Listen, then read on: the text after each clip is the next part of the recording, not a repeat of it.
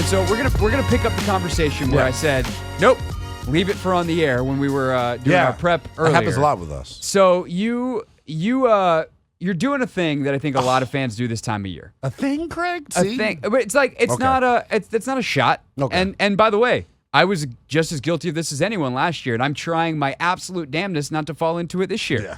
Right? Which is you see things that you like, and you're really optimistic. So I don't want to put words in your mouth, but I feel like your optimism meter is very high right now on the old Washington Commanders. I would probably say I'm the most optimistic on the 2024 Commanders than any media member in this market, TV, radio, writing. Always a competition for you. I'm gonna write it. I'm gonna wear that, and hopefully, with me, putting my flag in the ground on, what is it, the 23rd of May or May 23rd or May 24th? It is the 23rd of May, despite Anthony at the start of the show trying to trick me into thinking it was the 24th. Well, we get paid on the 24th. That's how I know. Check already hit my account. Wow. What do you pay? USAA, baby. USAA. For whatever reason, the checks always seem to clear a day earlier over here. I'm not mad about it. Wow, and I'm a Navy Federal guy, so we're in the same banking family. I would call that, right? I don't know how that works. Anthony's checking his phone right now. Check hit your account yet? No, check is not in my account. I still am sitting on. I don't. Yeah, mine's hasn't it. I probably couldn't buy a pack of gum. Okay, well, if you need a snack, let me know. I can spot you. You can pay me back when your check hits tomorrow. The point is, you're right. It is May 23rd, yeah, and your optimism is extremely high. Yeah, and I think it's all centered around Jaden Daniels, and I know it's helmets, shorts, T-shirt, but this time of year matters. I thought your question yesterday was excellent. And Dan Quinn gave you a really good answer on what this time of year is about. It's about figuring out what guys can do, simply put. Who's best in what spots, trying things. And I think for Jaden, and I haven't been out on the practice field yet, so I'm sure my assessment of the situation will change once I'm on ground level and get to stand. I don't even know what the kid looks like in person from a girth standpoint, but I've heard through the grapevine. He's not a thick fella. He's slender, but he's thicker than tall. you expected. No, I mean, I also saw him in Detroit. In a suit. Look, his lower half, I feel like he's got a decent base underneath him. He's very skinny. Yeah, okay. Very skinny up top. But what I said to you earlier, and what's the main thing driving my optimism around Jaden and then ultimately the entire program right now, every time you hear folks talk about Jaden Daniels, it doesn't start with, he's an electric runner. The accuracy on the deep ball, the compact release. That's not the first thing people are saying. All you continue to hear about, whether it's Zach Ertz, John Allen, Bobby Wagner, Dan Quinn himself, is what this guy is from the neck up and what type of person he is. I thought Marcus Mariota, and I know this is ironic, I loved something that Marcus said yesterday. It gave us a really tremendous... You're suddenly putting stock in Marcus Mariota. I know. See what optimism does to people. Yeah, I'm telling you, it changes your perspective on things. What did Marcus say that you liked? Marcus talked about his command. And you can listen to the Take Command podcast, wherever you get your podcast. People know. But no, I think that jumps out to me. And Marcus kind of outlined it in a way that I think we think about it, but we don't necessarily put as much emphasis on it and understand how difficult it might be. Jaden is 24 years old. The Commanders' locker room varies in age, and especially in the offensive huddle that he's got to command. You've got to get the respect of a veteran like a Cornelius Lucas who's been around the block for a while, Austin Eckler who's seen things before. And I think to be able to get guys to buy in and respect you is one thing, but it seems like he's just a likable dude. And I know that's just a part of the job, but the work ethic piece, I think, really is what I get uber excited about because he doesn't have to be the first guy in the building. I don't even know if he is. Yeah, he does. Yeah, he does. He's a rookie quarterback. He's got a lot to learn, and he got to where he is by working that hard. And I like that that's the number one trait that everyone raves about. If he doesn't work out, it's not going to be because he didn't put the work in. Right, and he seems to have found a system that he's worked to learn. Like I don't disagree inherently with anything that you're saying. My question would then be like, what does your optimism ultimately mean? Like, you can be excited. I'm So not telling it's- you to not be excited, but like, what does that actually mean in terms of a record, in terms of like where the ceiling is for this team? And forget even the ceiling. Like, we had a fun ceiling conversation earlier this week, but like, what about what is the actual outcome? Like, are you changing your prediction of what you thought they would be based off of a couple of good practice reports? Now, that'd be crazy if that was all that was going into it. But it feels like, and we got a little bit more information yesterday from Brian Robinson at the podium.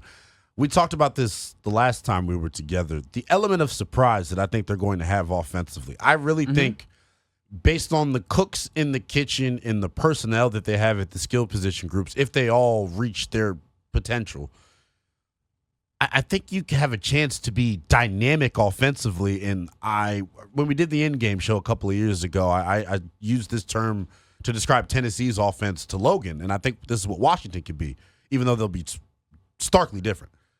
Exotic smash-mouth football. There's going to be some trickery and some wrinkles to it that make your eyes go goo-goo. But at the end of the day, I think they want to stay ahead of the chains and get themselves in the third manageable more times than not, to where his legs can be really used as a weapon. And it doesn't mean so him like this is all good stuff. Yes. Now. What does it mean? What does it mean Where is this like, if you're the most optimistic guy in media, as you've now crowned yourself. Yes. Which is nice that you're crowning yourself as opposed to giving nicknames to everyone else for once.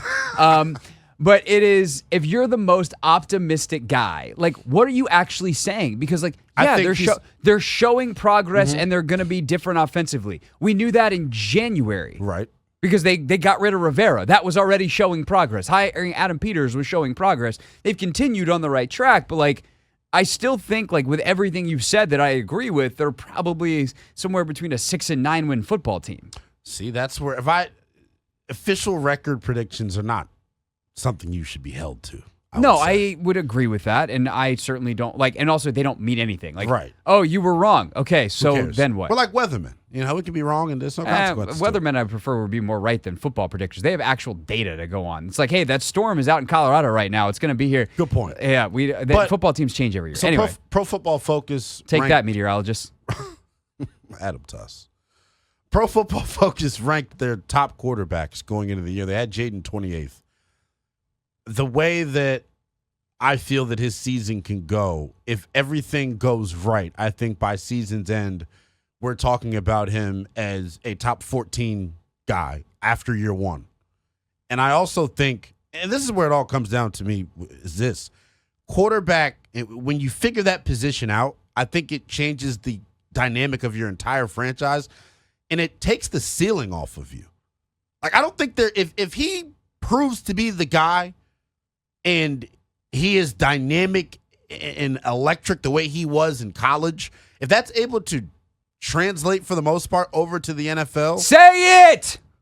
I think he could be in a situation where we're talking about not only Washington being competitive within the division, but they can be one of the dark horses in the NFC if everything goes right with this team. Okay, this is where you lose me. I genuinely believe that. And I know I haven't even talked about the defensive side of the football, but I think me and which you agree. You think is going to help your case in terms of defense of dark horse in the NFC. Yes, I think the defense is going to end up being a net positive. I know there are massive questions in the secondary, but I am a firm believer. Here's what we're going to do. Matters. And I think here's what we're going to do. I'm going to allow Lynnell to hold on to his fond little pipe dream here for another 3.5 minutes, or however long this commercial break is. And then I'm going to, unfortunately, because I also love so much of what they've done, I also am optimistic about the long-term futures of this team. But I'm going to poke some holes in this argument next. Lynnell's running right now. His optimism train is just powering him. And I know that I've built a reputation here because you can't help yourself. I started young with this, man, and I'm not punch drunk the way a lot of the older. You're not jaded.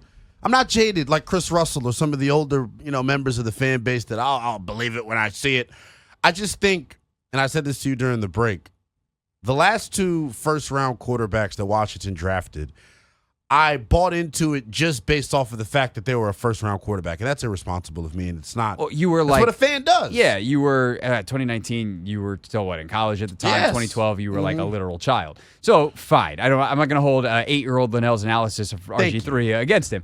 But here's what I would tell you. Here's where your argument of like I think they can be dark horse candidates in the NFC has next to no chance of becoming true, right? I'm also not a complete door slammer on stuff because... Thank you. I'm about to say, Anthony, can you clip this off? Because like I said, I'm going to wear this take all year. I'm not going to change off Okay, this. that's fine. But like if the 0.01% chance comes through that everything possible in the whole entire world is the best possible outcome, like, okay, Adam Peters, congratulations, bro. Like you're the GOAT. But realistically... How many guys do they have on their roster right now that are top 5 in their position in the NFL?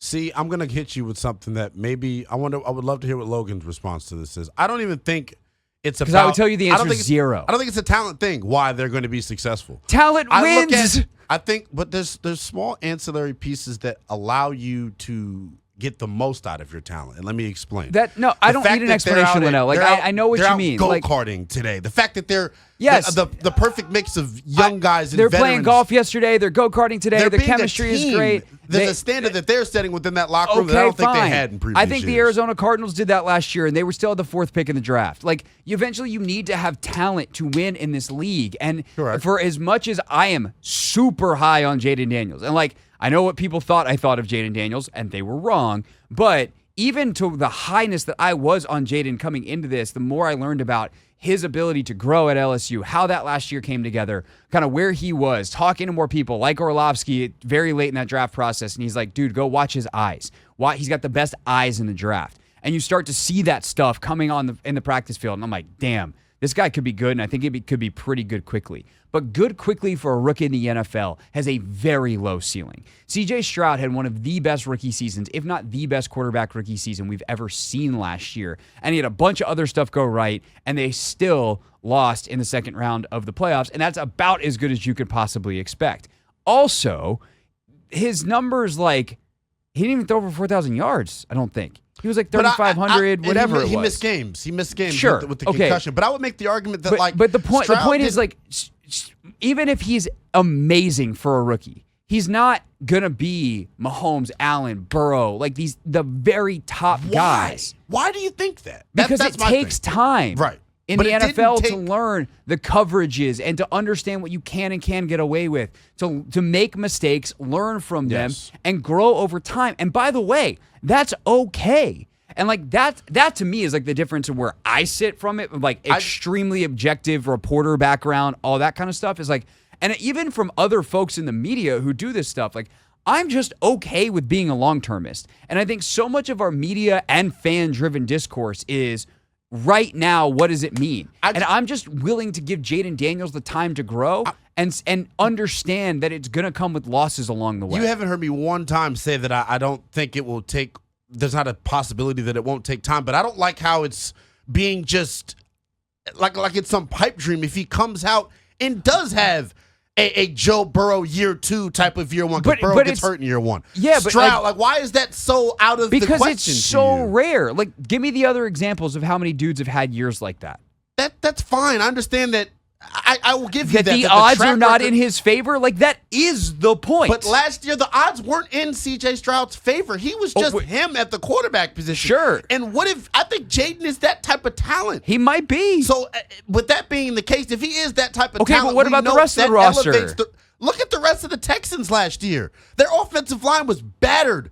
I think a lot of C.J. Stroud's success came from, and this is where I do the maybe giving too much credit to coaches, Gerard Johnson and Bobby Slowick were great, excellent for him last year. You know who they also have? A top 5 left tackle. They do, but the rest of their offensive line was battered. But it's really easy to make the other 4 a lot better and help them when you don't have to worry about one. That was literally how they built the O-line here that was good from the time Trent Williams got here to the time that he left. But they got down to the 3rd and 4th guard last year. Like, you don't plan for stuff like that. And he overcame that. Let's not act like Nico Collins is, and I understand he had a good year. It was really good. And they, by the way, they did a great job of getting him on routes that he's excellent. Like, I'm telling you, all that stuff is working together. fine. And I think with this offensive coaching staff, they're closer to having that dynamic than I think we're giving them a chance to. Who's this team's Will Anderson? It could be Frankie Louvu.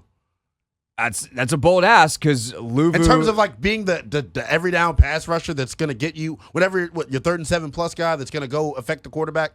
I think that happens from the interior with this group. I don't think you necessarily need. To maybe, have tremendous but like edge rush pressure. Who's their Derek Stingley?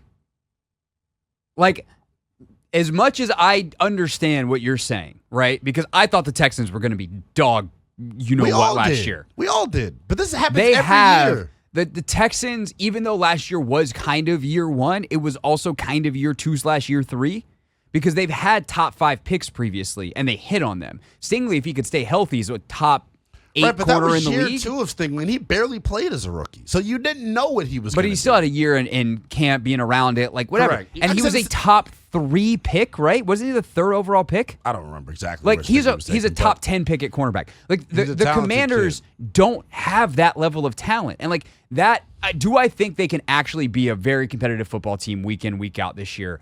Because I think they have solid talent in a lot of important places.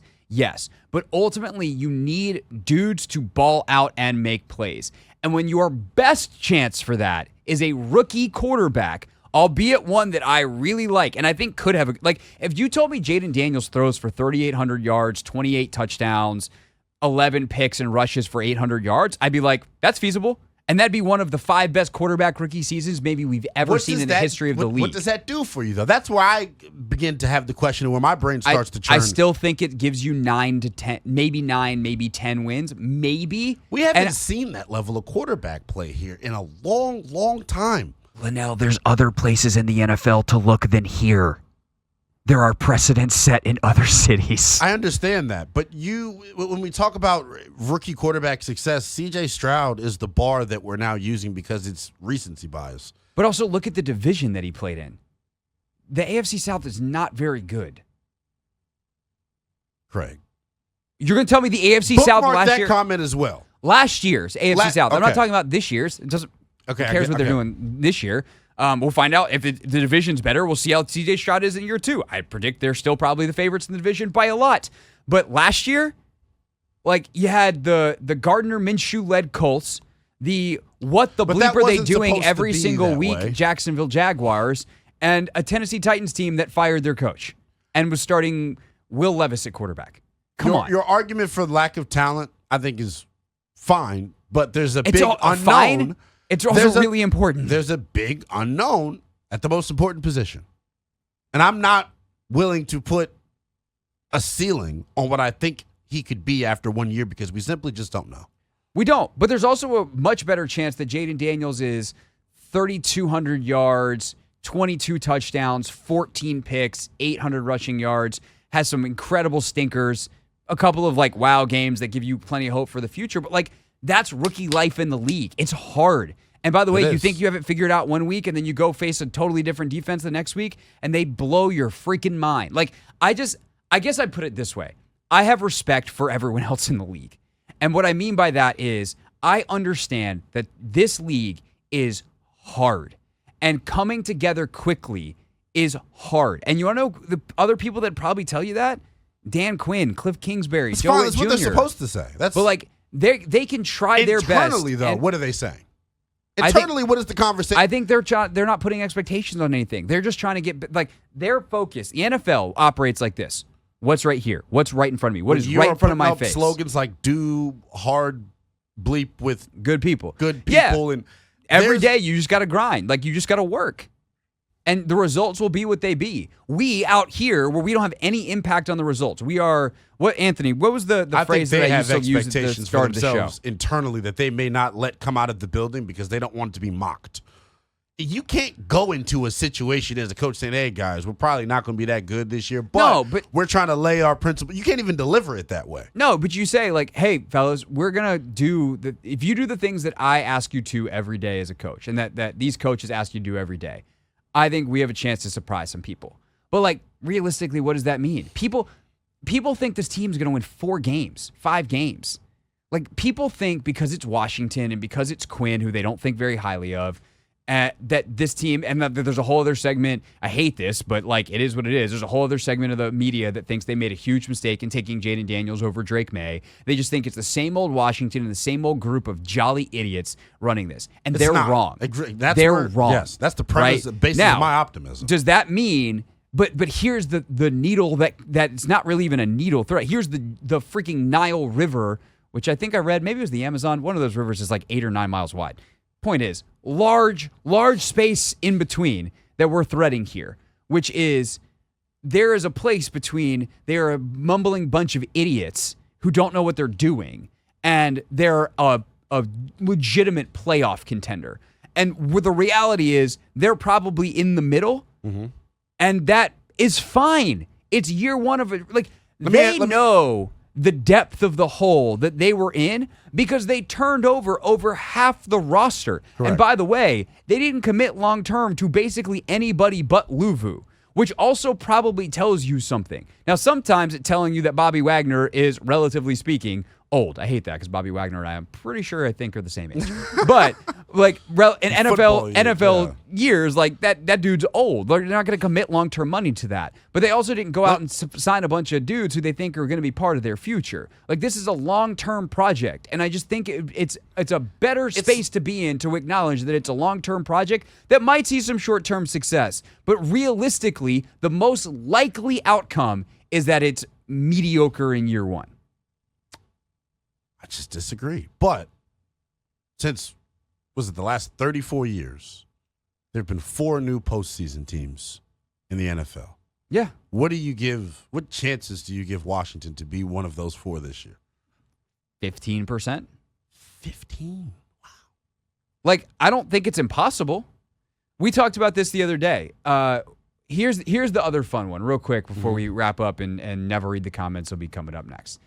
And what was the scenario we used was that it was, what was the scenario where, based off of who we think will be in the playoffs, because first of all, I don't think Washington's winning the division. So they're going to be playing a road playoff game, right? Where are you picking them to go and win a road playoff game? The winner of the North? You would pick them to go into Green Bay or Detroit and win a road playoff game.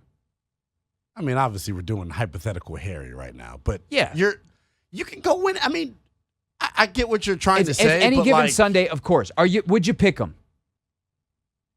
It's May, Craig. Okay. Now you're telling me it's May, Mr. Optimism. Now you're trying to tell me because I feel like you're getting too deep in the weeds, right?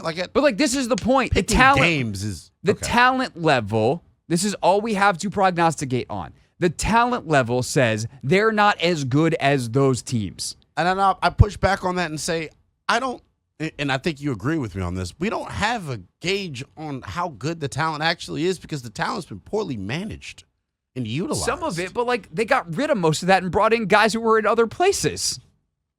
Correct, but I love how you would say correct sometimes where you're like, yeah, no, that's an absolutely correct point of which I have absolutely no rebuttal, but I need to keep going on my argument. Because it's like, yeah, but, that's what... You could just be like, that's a good point, Greg.